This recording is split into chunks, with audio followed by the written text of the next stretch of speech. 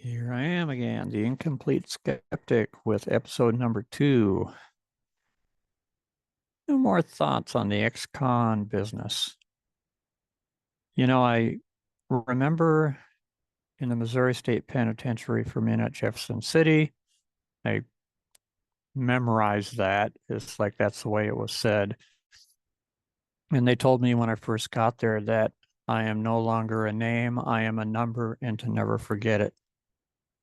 And they weren't very happy with my having had an incident wherein a jailer tried to beat the truth out of me, find out some information, and and it didn't work out so well for him, and it also didn't work out so well for me, except for fortunately there was people from that town who were in the vicinity and testified that he came into my cell and was threatening me.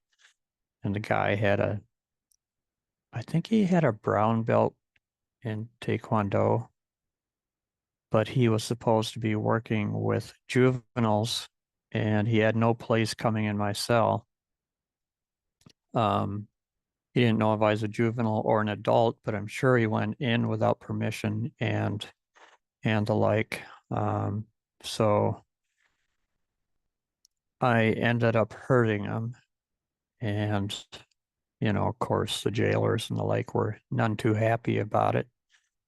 But surprisingly, they didn't beat the dog snot out of me. They put me in handcuffs and handcuffed my ankles together, and carried me out like an airplane without any clothes on, and a dozen of them were threatening me and telling everyone to be careful because I'm a karate expert, and just because the guy got whipped, he said he has to be a karate expert. And I think the only karate I knew was that adrenaline was going through me and I scared half to death. So um, I took judo like when I was 12 years old or something, and I learned 2 flips. So, and I'm not even sure what the name of them are. They're very basic beginner flips, and I probably did one of them.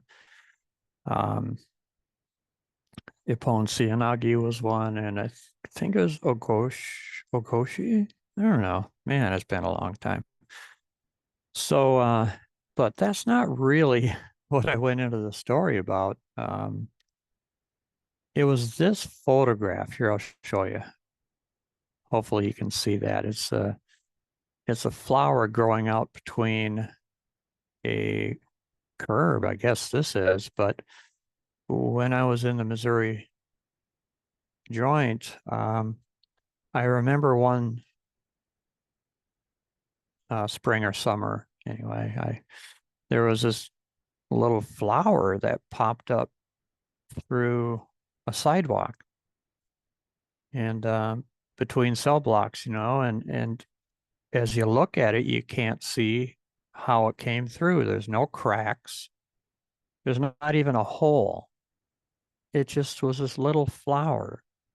And I thought, wow, that's a really cool flower, and how the heck did it even come through the sidewalk?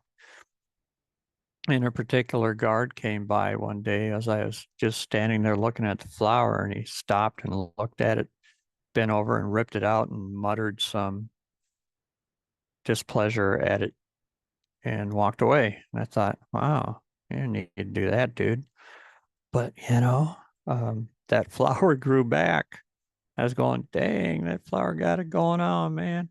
So, and the guy kept seeing it. That same guard, I guess he was responsible for the grounds or something. I have no idea. And he came out and he sprayed it with some kind of poison, and it wilted. And a few days later, it was back. So this guy tried to kill that thing. I don't know how many times. I wasn't counting, but I was just amazed at how it kept coming back no matter what. This in weeds, some people call them weeds. I call it a flower, and it was a weed. I have no idea what the name of it was, but it was sure pretty and it was bright and it was, you know, encouraging. And I got a message out of that. I thought, never give up.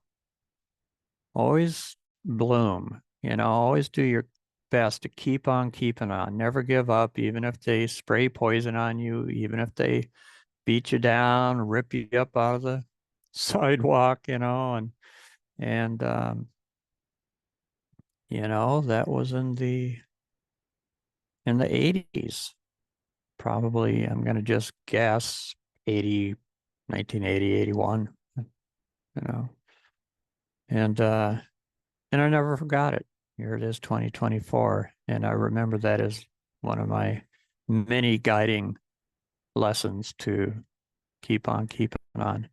And it's like Zig Ziglar said, when things look down, try the up look, you know, and Martin Luther King said, keep your eye on the prize, and be the change you want to be. Gandhi, pick them. There's 100 quotes you can pull from. For resiliency, just never give up. And in prison, they teach you to be powerless. They teach you to be helpless. Learned helplessness. It's repetition because you're easier to control. And one of the things that they did is they started allowing televisions into the prison. And I talk about, control.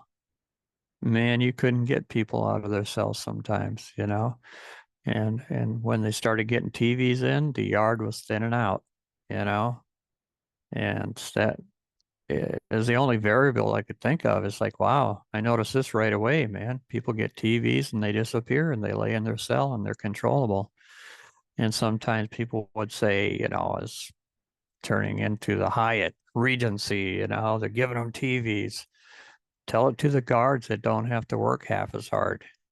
Tell it to the inmates and the like that are not out there conflicting and getting in more trouble or altercations and you name it.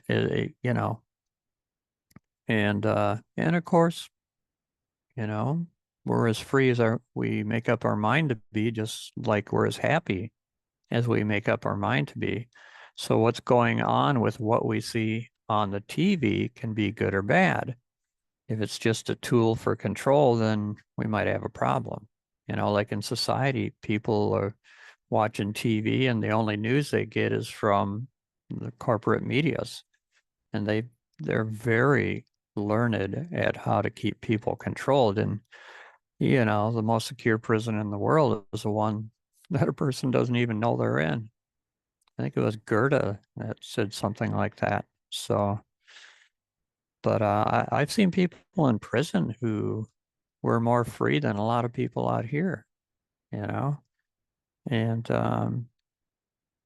I was laughing a lot and having a good time. And sure, there's a lot of times I was scared or angry.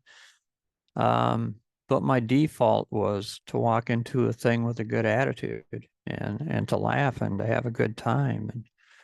And so, I guess it's one of my sayings is I'm too dumb to stay unhappy, and I'm not sure it's really stupidity or being dumb, but I think it's the smart people that are stuck more than not because they overthink everything. And it's okay to think to your heart's content. Get it? To your heart's content. um, but the mind is the thinking part of the heart, and the heart's the feeling part of the mind. And when they're in balance, that's thinking to your heart's content. And new dimensions, new worlds will open up to you when you have your heart and mind in balance. And and look for the good and keep coming back. Don't quit before the miracle happens. And I look at prison uh, to a large degree as my quote unquote monastery, and um, or my college, a very serious college. So there you go, episode 2. Thanks for tuning in to The Incomplete Skeptic and my series on the ex-con mentality. Peace out, y'all.